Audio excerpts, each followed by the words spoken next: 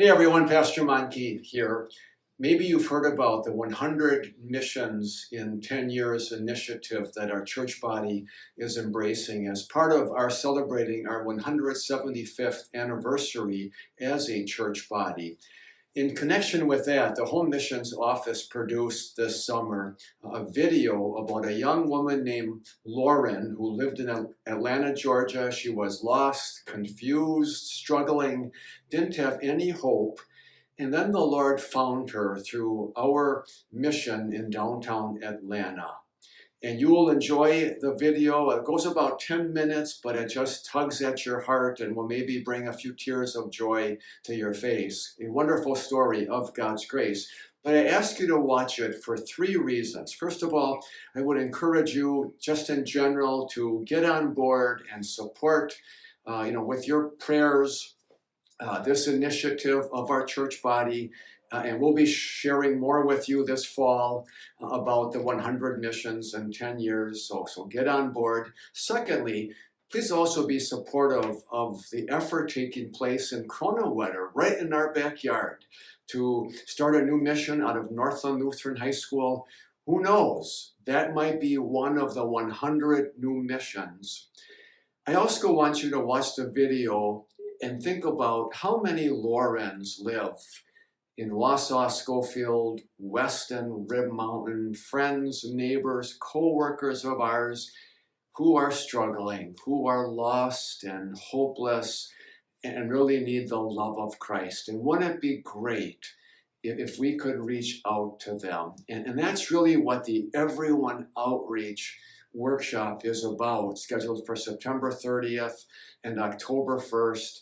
We continue to encourage as many members as possible to come and be part of that. So keep that in mind also as you enjoy this story of God's grace about a young woman named Lauren. Thank you. I don't even know if I've ever been to a baby's baptism. But I think what's interesting about doing it as an adult, it feels like a gift. It feels like a gift, like I really was given a gift from God, like a second chance, if you will. My parents got divorced when I was in high school, and that was really difficult. And I think I wanted to escape, and I liked all forms of escape because I was very much in my head all the time and had a lot of anxiety and a lot of worry and a lot of fear. And the only way to really turn that off was to escape from it.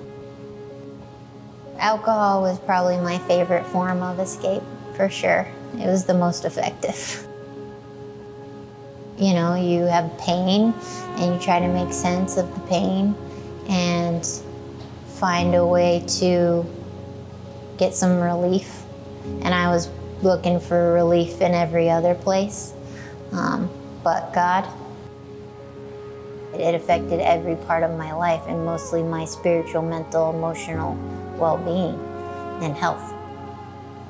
I didn't know who I was. I didn't know what I stood for. This conversation I've been having with myself, I need to stop doing this. Why am I doing this? Over and over again, but not knowing how to stop the ride or the cycle, not knowing how to stop it. In 2016, a very, very close friend of mine died in a car accident. And it was devastating. It was really, really hard. Adam passing was that event, I guess, was a big motivating factor to change. I saw how that affected everybody's that was still here, like his family, his friends, and I didn't want to do that to my family, and it kind of made me wake up. And so I got sober in February of 2016. His family, they grew up Lutheran. Having dealt with that loss, they were looking for some comfort. And so they were looking for a new church and had gone on the Wels website and saw that there was a new church in Atlanta called In Town.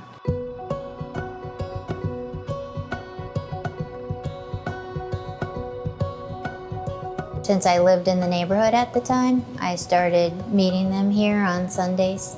It was kind of my first experience at church. And I mostly came to support them.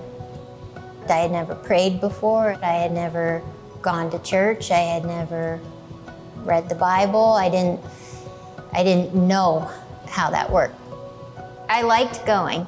I liked being there. I liked what Pastor Lucas had to say. Everybody was very welcoming. Part of my recovery is service to others. So a church is a great way to do service and get involved in the community. So I started signing up for those type of things, and seeing the impact we were having in the community and being part of that made me love it more. And In Town offers Bible basics class. I think that's probably one of the best, most useful tools we have, because he invited me to it, of course. I had done a lot of work on myself, but I still had a really, really hard time finding forgiveness, I think, for myself. It was kind of a roadblock for me. And hearing about grace over and over again, every week, and having conversations with people like, if God can forgive me, right, then I should be able to forgive myself. Like, no one's more powerful than God. And if he's giving me forgiveness, then I think it's okay for me to forgive myself too. And I think that was a huge, huge thing my recovery was missing. And I found that here, and I ended up finding it through Jesus. But I didn't know that was gonna happen. I don't think I expected it to happen either. With that, we are ready for our baptism today, so we invite Lauren to come on forward. Lauren Glennie, I baptize you in the name of the Father, Learning and of the Son, God's love and grace for you, and compassion and forgiveness, like, it's freeing. It's freeing, and it opens your eyes to a whole different way of living, to live life and look at life from a completely different perspective. Mission churches are, by nature of what they are, they're set up to reach people who are far from God and people who have questions. And Lauren would be a great example of this. Wels Home Missions allows us to reach people like Lauren. Wels Home Missions is filled with incredible stories just like Lauren's, from all over North America. And imagine how many more lost souls right here in our own backyards can be brought home to Jesus and find that same freedom that Lauren has found. That's why Wels Home Missions is launching a new initiative, an ambitious initiative, to plant 100 new missions in 10 years. Yes, 100 new churches over the next 10 years. And in addition to planting 100 new mission churches, we also plan on enhancing 75 existing ministries over the course of the next 10 years. This extra boost for an already self-supporting congregation could mean the ability to call an additional pastor or staff minister.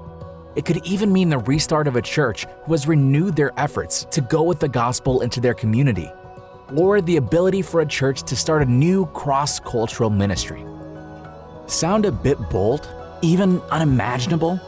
Well, that's because it is. Because acting in response to Jesus' unimaginable, sacrificial love for us should be bold. And in order to boldly and aggressively reach our goal of 100 new missions, we all need to take action and hear Christ's call to go. Go and make disciples. We know that hand in hand with our brothers and sisters in Christ from across the Synod, we can accomplish things that, humanly speaking, would be impossible. Because that's exactly how God does his impossible work, through mere human beings, just like us. And we know that our God is a God who is able to do immeasurably more than all we ask or imagine. I know that it may seem like a daunting task. How are we going to start 100 new churches? But speaking from experience, a new mission church is a powerful and important thing. In every new mission church, the pastor and core group are forced to contextualize that specific ministry to the area where they are. They need to understand their community so that they can design a ministry that's going to fit that community and meet people right exactly where they are. A part of me feels like this church found me and not the other way around. I wasn't looking for it. I've learned what I'm capable of, not necessarily even me, but with God behind me, you know?